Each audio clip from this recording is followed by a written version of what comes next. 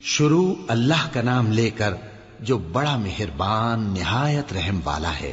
الف لام میم، اللہ جو معبود برحق ہے، اس کے سوا کوئی عبادت کے لائق نہیں، زندہ ہے، سب کو تھامنے والا۔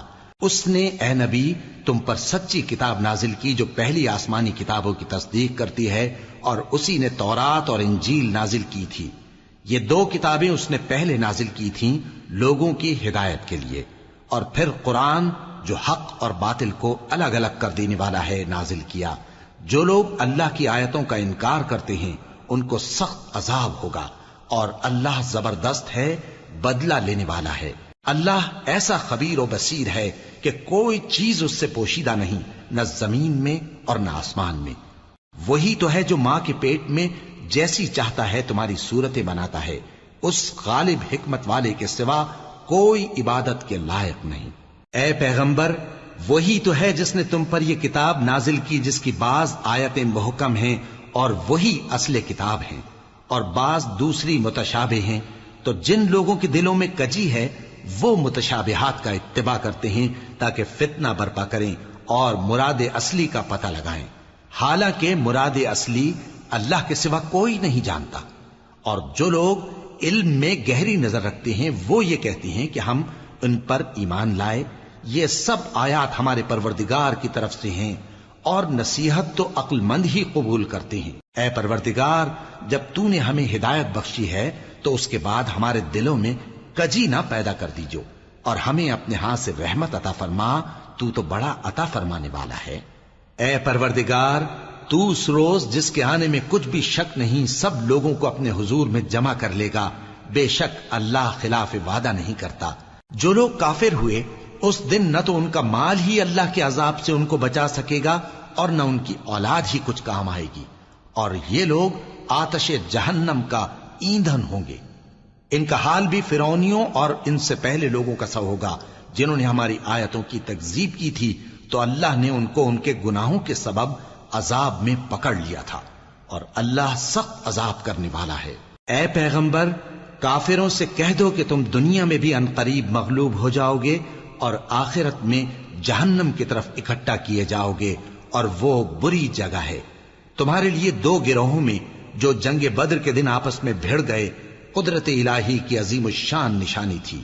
ایک گروہ مسلمانوں کا تھا، وہ اللہ کی راہ میں لڑ رہا تھا، اور دوسرا گروہ کافروں کا تھا، وہ ان کو اپنی آنکھوں سے اپنے سے دگنا مشاہدہ کر رہا تھا۔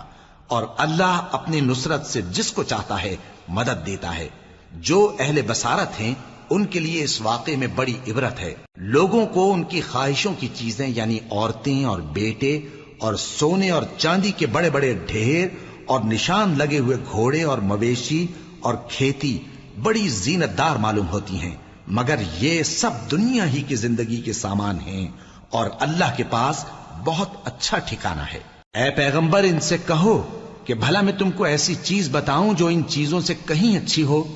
سنو، جو لوگ پرہیزگار ہیں ان کے لیے اللہ کے ہاں باغات بہشت ہیں جن کے نیچے نہریں بہ رہی ہیں، ان میں وہ ہمیشہ رہیں گے، اور پاکیزہ بیویاں ہیں، اور سب سے بڑھ کر اللہ کی خوشنودی۔ اور اللہ اپنے سب بندوں کو دیکھ رہا ہے جو اللہ سے التجا کرتے ہیں کہ اے پروردگار، ہم ایمان لے آئے سو ہم کو ہمارے گناہ معاف فرما اور ہم کو دوزخ کے عذاب سے محفوظ رکھ۔ یہ وہ لوگ ہیں جو مشکلات میں صبر کرتے اور سچ بولتے اور عبادت میں لگے رہتے اور نیکی میں خرچ کرتے اور اوقات سحر میں گناہوں کی معافی مانگا کرتے ہیں۔ اللہ تو اس بات کی گواہی دیتا ہے کہ اس کے سوا کوئی معبود نہیں، اس حال میں کہ وہ انصاف کا حاکم ہے، اور فرشتے اور علم والے بھی گواہی دیتے ہیں کہ اس غالب حکمت والے کے سوا کوئی لائق عبادت نہیں۔ دین تو اللہ کے نزدیک اسلام ہی ہے، اور اہل کتاب نے جو اس دین سے اختلاف کیا تو علم حاصل ہونے کے بعد آپس کی ضد سے کیا، اور جو شخص اللہ کی آیتوں کو نہ مانے تو اللہ جلد حساب لینے والا ہے۔ اے پیغمبر، پس اگر یہ لوگ تم سے جھگڑنے لگیں تو کہنا کہ میں اور میرے پیرو تو اللہ کے فرمانبردار ہو چکے، اور اہل کتاب اور ان پڑھ لوگوں سے کہو کہ کیا تم بھی اللہ کے فرمانبردار بنتے اور اسلام لاتے ہو؟ پس اگر یہ لوگ اسلام لے آئیں تو بے شک ہدایت پالیں، اور اگر تمہارا کہا نہ مانے تو تمہارا کام صرف اللہ کا پیغام پہنچا دینا ہے، اور اللہ اپنے بندوں کو دیکھ رہا ہے۔ جو لوگ اللہ کی آیتوں کو نہیں مانتے اور انبیاء کو ناحق قتل کرتے رہے ہیں اور جو انصاف کرنے کا حکم دیتے ہیں انہیں بھی مار ڈالتے ہیں، ان کو دکھ دینے والے عذاب کی خوشخبری سنا دو۔ یہ ایسے لوگ ہیں جن کے اعمال دنیا اور آخرت دونوں میں برباد ہیں، اور ان کا کوئی مددگار نہیں ہوگا۔ بھلا تم نے ان لوگوں کو نہیں دیکھا جن کو کتاب یعنی تورات سے حصہ دیا گیا، اور وہ اس کتاب اللہ یعنی قرآن کی طرف بلائے جاتے ہیں تاکہ یہ ان کے تنازعات کا ان میں فیصلہ کر دے، تو ایک فریق ان میں سے پھر جاتا ہے اور منہ پھیر لیتا ہے، یہ اس لیے کہ یہ اس بات کے قائل ہیں کہ دوزخ کی آگ ہمیں چند روز کے سوا چھو ہی نہیں سکے گی، اور جو کچھ یہ دین کے بارے میں بہتان باندھتے رہے ہیں اس نے ان کو دھوکے میں ڈال رکھا ہے۔ تو اس وقت کیا حال ہوگا جب ہم ان کو جمع کریں گے، یعنی اس روز جس کے آنے میں کچھ بھی شک نہیں، اور ہر نفس اپنے اعمال کا پورا پورا بدلہ پائے گا اور ان پر ظلم نہیں کیا جائے گا۔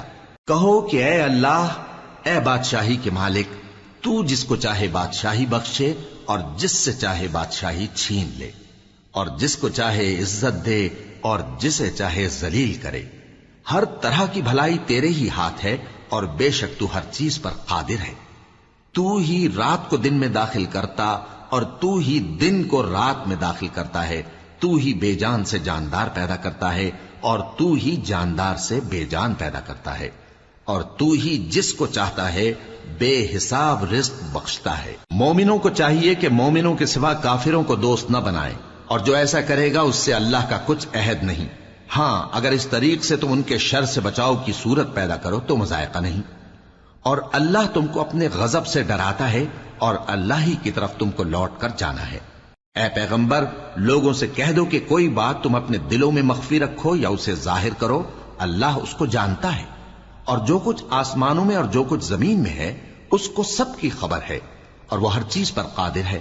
جس دن ہر شخص اپنی کی ہوئی نیکی کو موجود پا لے گا اور اپنی برائی کو بھی دیکھ لے گا تو آرزو کرے گا کہ اے کاش اس میں اور اس برائی میں دور کی مسافت ہو جاتی، اور اللہ تم کو اپنے غضب سے ڈراتا ہے، اور اللہ اپنے بندوں پر نہایت مہربان ہے۔